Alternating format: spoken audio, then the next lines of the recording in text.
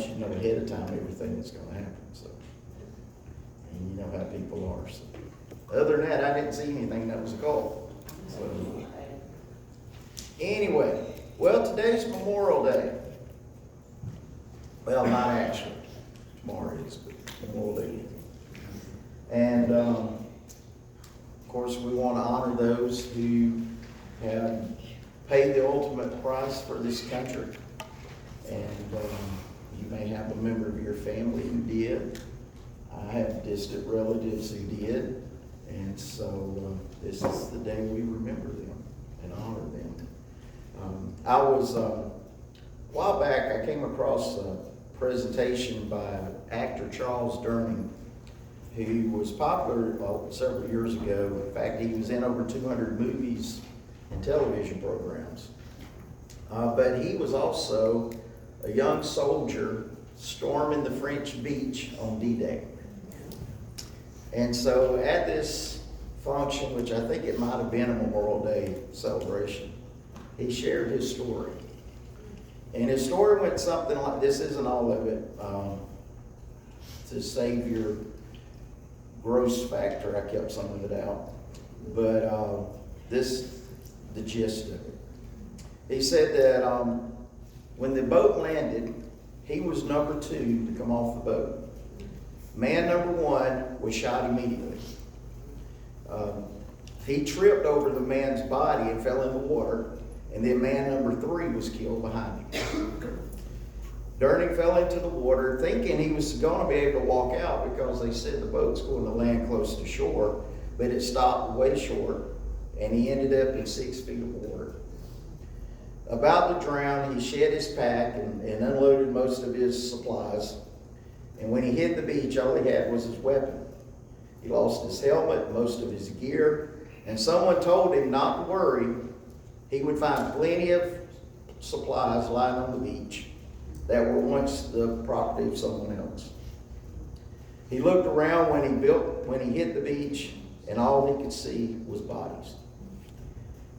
He joined a group of soldiers holed up behind a barricade awaiting orders, and his sergeant told him to go ahead and advance forward, that he was going to stay behind and give cover from the rear. When he got a few feet away, he heard an explosion. He turned around to see his sergeant was blown in half. He said he was on his way up the beach, and he saw men lying everywhere. He survived the day, but he never forgot what he saw. You and I have probably heard similar stories of men and women who gave their lives in battles on behalf of this nation. You may have someone in your family who paid the ultimate price. My desire today is to recognize the price these people paid for us. But I also want to remind us that we are part of another kingdom and of a redemptive narrative that has been unfolding since Genesis. We are in the lineage of saints who have gone before us and who deserve recognition. So if you would, turn with me to Hebrews chapter 11.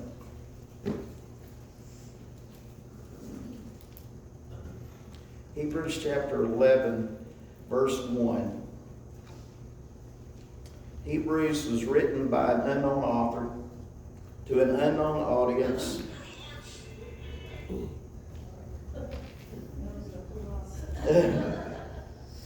To an unknown audience who was considering deserting the faith, committing apostasy, because they had been spiritual babies for too long. They refused to grow up.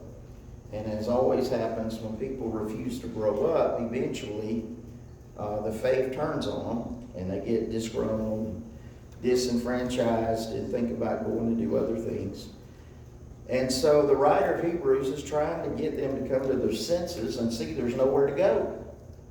And not only that, he's trying to get them to start moving forward, because they're sitting down doing nothing, and that's their problem.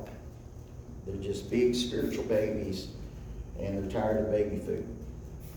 All right, verse 1. Now faith is confidence in what we hope for, and assurance about what we do not see. This is what the ancients were commended for. Now Now, here are the ancients he's talking about. By faith, we understand that the universe was formed at God's command, so that what is seen was not made out of what is visible. The word there is ex nihilo. God created out of nothing. By faith, verse 4, Abel brought God a better offering than Cain did. By faith, he was commended as righteous when God spoke well of his offering. And by faith, Abel still speaks, even though he is dead. By faith, Enoch was taken from this life, so that he did not experience death. He could not be found because God had taken him away.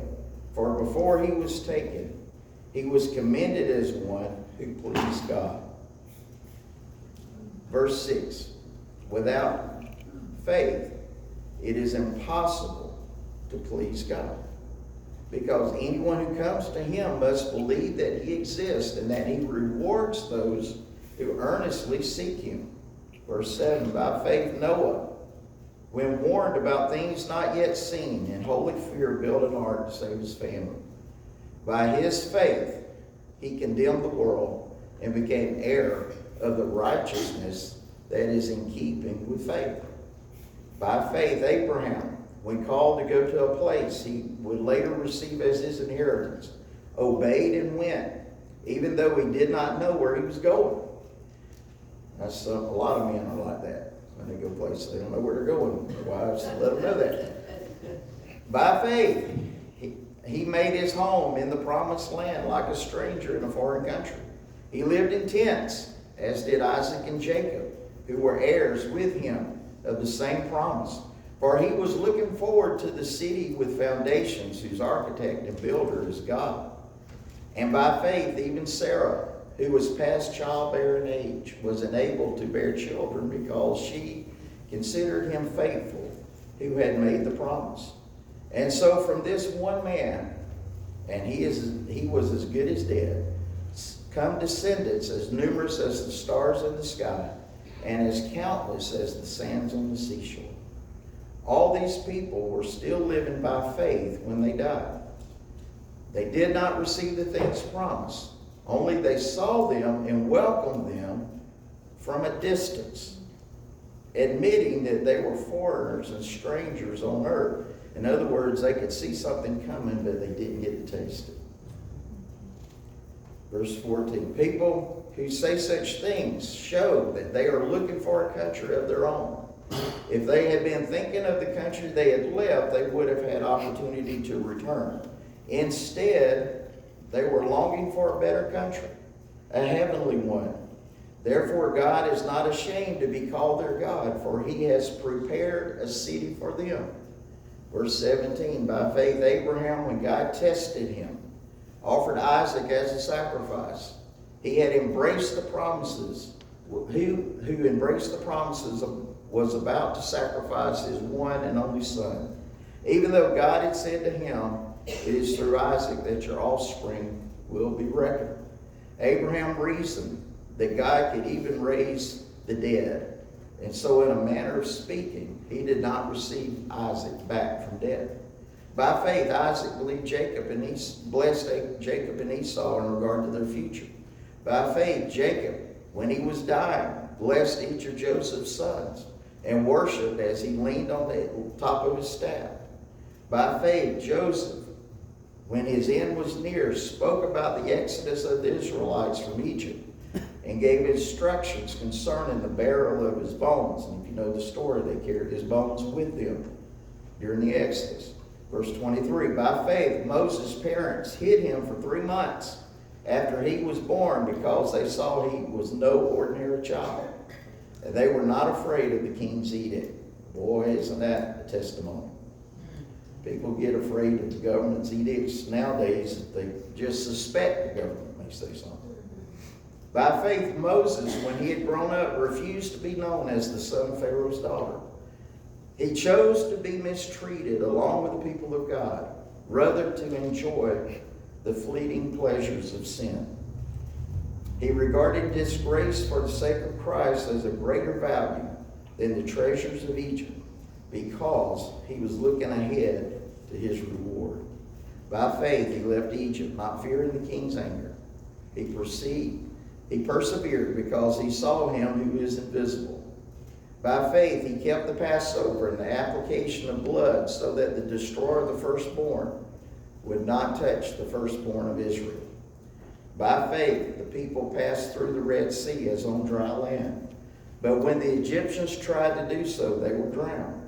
By faith the walls of Jericho fell after the army had marched around them for 7 days. By faith the prostitute Rahab, because she welcomed the spies, was not killed with those who were disobedient. And what more shall I say? I do not have time to tell about Gideon, Barak, Samson, and Jephthah, about David and Samuel and the prophets, who through faith conquered kingdoms, administered justice, and gained what was promised, who shut the mouths of lions, quenched the fury of the flames, and escaped the edge of the sword, whose weakness was turned to strength. Just a second.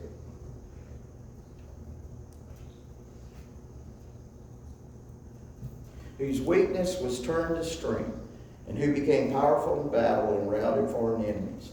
Women received their dead, raised to life again. There were others who were tortured, refusing to be released so that they might gain an even better resurrection. Some faced jeers and flogging, and even chains and imprisonment. They were put to death by stoning. They were sawed in two. They were killed by the sword. They went about in sheepskins and goatskins, destitute, persecuted, and mistreated. I like verse 38. The world was not worthy of them. They wandered in deserts and mountains, living in caves and in holes in the ground. These were all commended for their faith. Yet none of them received what had been promised, since God had planned something better for us, so that only together with us would they be made perfect or complete. Now, what is he saying? He's saying, you look at the line of faith, you look at the some people call it the Hall of Fame, if you will, of faith. And you see all of these people he's mentioned, and every one of them he said, by faith, by faith, by faith, by faith. Notice every time he says by faith, what followed? They did something. So he's not talking about this kind of faith that's popular in the U.S. of, well, I believe in mom, apple pie, and Chevrolet. And that's kind of the faith a lot of people have. Do you believe? Yeah, I believe in God. So how does that show up in your life? Well, it really doesn't, but I believe in God. Well, you know, the devil does too. The scripture says the demons believe in God and tremble. So, you know, some people who think they're really in really good shape, they don't even have demon level faith yet, because they don't tremble. So the key here, though, is he's talking about by faith they did this, by faith they did this, by faith they did this, by faith they did this. And then he says, but none of them saw what was promised. But you got it. They were looking forward to the day when the promises of God would be fulfilled. Namely, the coming of the Messiah. And they didn't see it. But you have. And not only have we seen it, we're the benefactors of what he called something better. So to say we're the benefactors of something better, what is he saying? Well, consider this. The Old Testament saints, all they had was the law, an external relationship with God, and God would sometimes speak to them, sometimes not. And whatever the revelation was that God gave them, they were faithful to walk in that revelation. But they never had the indwelling Holy Spirit. They were never given a new nature. They never were set free from the mastery of sin over their life. We are.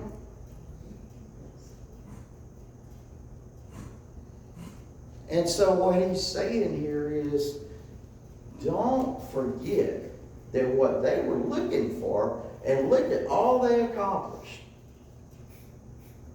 Now you're part of that story, but you got a whole lot more at your disposal than they ever had. And look at what they accomplished. So what are you accomplishing? Does that make sense? Yes. Because we got way more than, it would be like going to a mechanic and all he has is a hammer.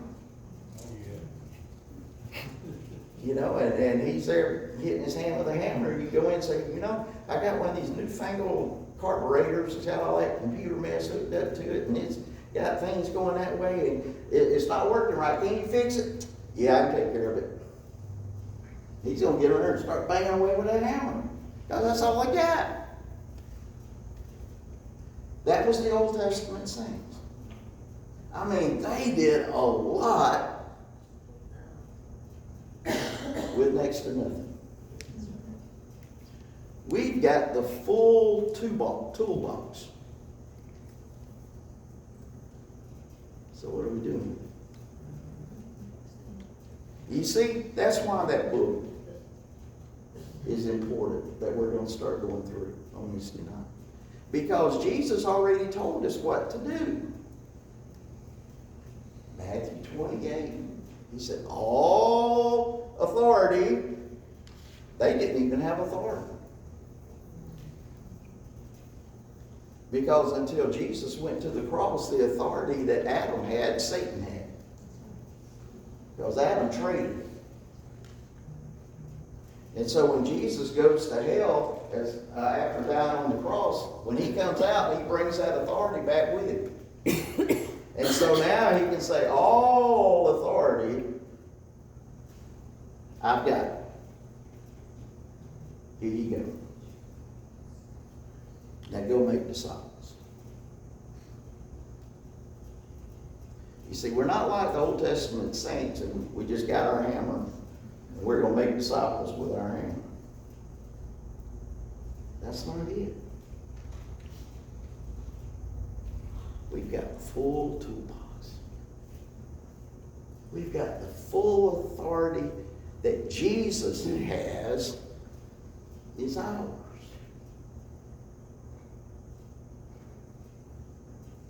Now I know good old South Alabama Christianity doesn't believe that. Good old South Alabama Christianity believes something like, I'm just old dirty sinner saved by grace. And barely saved. And I just can't help it. I sin 1,000 times a day before breakfast. I'm just all defeated. One of these days I'm going to be victorious, but right now I'm just defeated. Devil's just beating the daylights out of me. But you know, that's just kind of my cross to bear. No wonder nobody wants that. I don't even want that. If that's all somebody's got, please don't go out and soul winning. Because we got so much more. We got the full load. Everything we need, we've got. Because here's the thing. We are part of that same story. That's why he said there, they cannot be complete without us. Because we're all part of that same redemptive narrative that's unfolding until we come to the time when all of creation is going to come back under submission to God. 1 Corinthians 15, Ephesians chapter 1. All of creation is going to come back.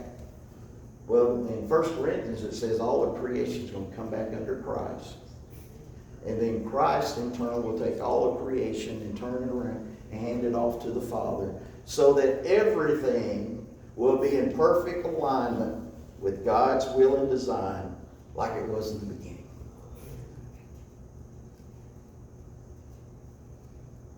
And Jesus said, that's when the end will come.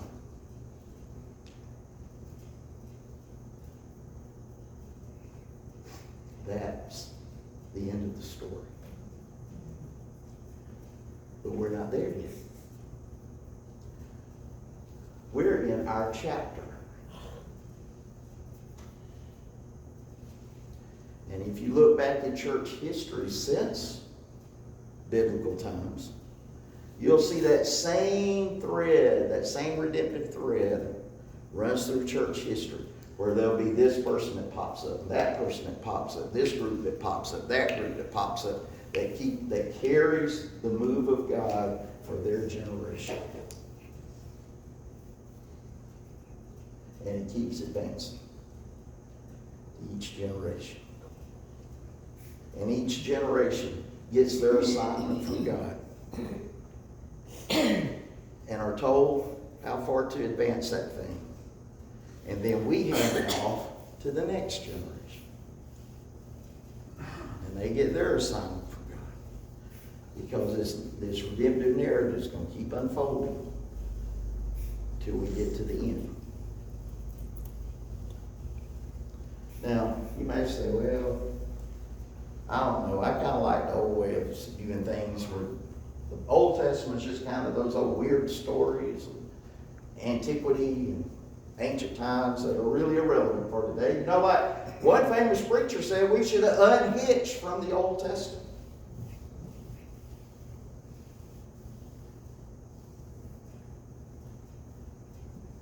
That's heretical. Yes.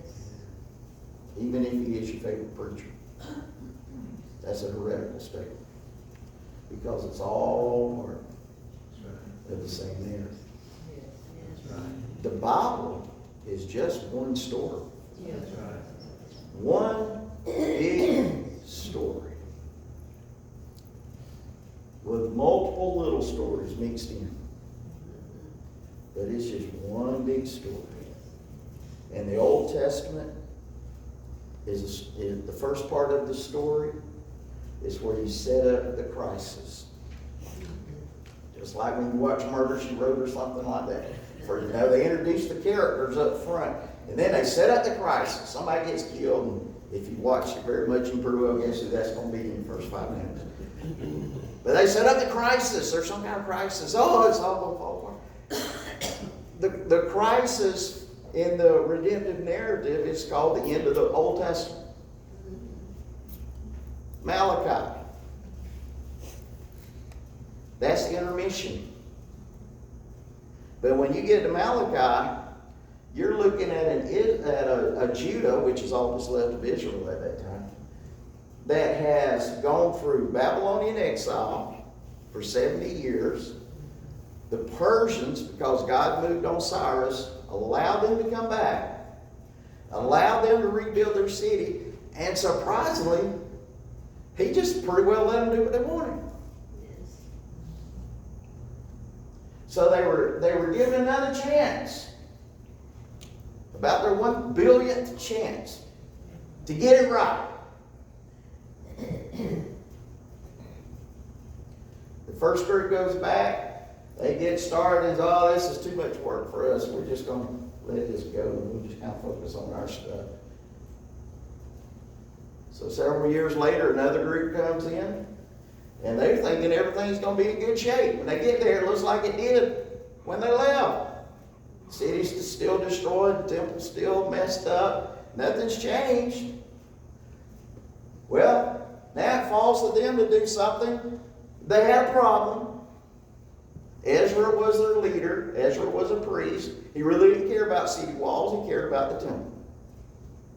And so he kind of focused on that and let this other go. Well, about a decade later, Nehemiah comes back, and all he cares about is the city walls, and he's going to let Ezra worry about the temple. And Nehemiah accomplishes in 55 days what those other two groups couldn't accomplish in 50 years. And he rebuilds the city walls. The temple is redone and is rededicated to God. Revival hits. They have a nationwide revival. And so if the story ended there, you would say, well, maybe there's some hope. 40 years later, Malachi is condemning them again because they've strayed away from God again. So the Old Testament part of the story ends as a cliffhanger. Is there any hope? Can anything save this? Are we doomed? And God doesn't give the answer for 400 years.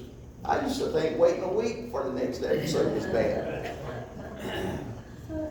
400 years, nothing. And then finally, intermission's over. The story picks up with a wild man from the wilderness called John the Baptist. And so we have, in the first part of the story, defeat. Well, you see, what God does is God reveals the problem before he reveals the solution. The Old Testament revealed the problem. The problem is God gave the law, but the law can't defeat sin. The law just reveals it and magnifies it. And if you don't believe it, pick out one of your favorite sins today and tell yourself, I am not going to do that today. I am not going to do that today. I am not going to do that today. I'm not going to do that today. I'm not going to do that today. And walk out there, I'm not going to do that today. I am not going to do that today. And if you don't do that, you will do something. Don't get me off on Christmas, bro. Because I had that temptation just flew through my mind.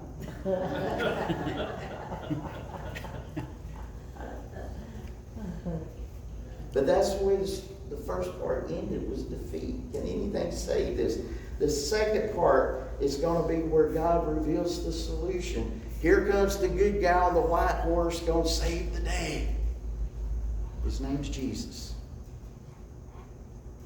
And he's bringing the solution with him. And now, we're part of that solution. We're part of that solution. We're not back in biblical times. That was their chapter. We're not in the Middle Ages. That was their chapter. We're not even back in the 60s and 70s. That was their chapter. We're in old nasty 2023. And this is our chapter. So what are we going to do with it? See, that's my Memorial Day message. We can look at all these people who went before us and what they accomplished with next to nothing. And we have it all. Yes.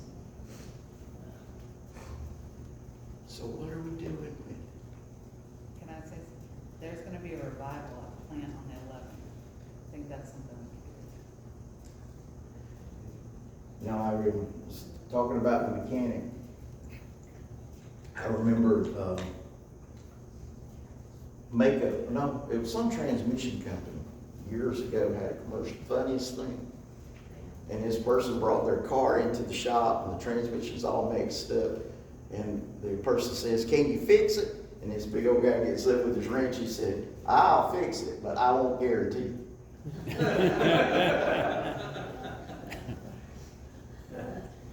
We can guarantee because we have the answer. It's our chapter. What are we going to do with it? Because our chapter won't stay open forever. Time has a way of closing one chapter, moving on to the next. Well, Father, I thank you for today. I thank you so much for the redemptive narrative. And Lord, I do want to say thank you for those who gave their lives for this country, but I want to say thank you for those who gave their lives for the kingdom. Many of whom who had very little to work with. But they saw you. And they got a revelation from you. And they went with it. Lord, help us to see we've got a lot more than they had. And so we have no excuses. Help us, Lord, to see and embrace our chapter in this story. And give us wisdom to know what to do, how to do, and with whom to do. Thank you so much that you have chosen to include us in your redemptive work. May we not let you down. I pray your blessing on each family that's here today, each person that's here today. I pray they'll prosper and be in health as their souls prosper. In Jesus' name, amen. Bless you. See you Wednesday night. Remember, no prayer meeting. Our small groups tomorrow.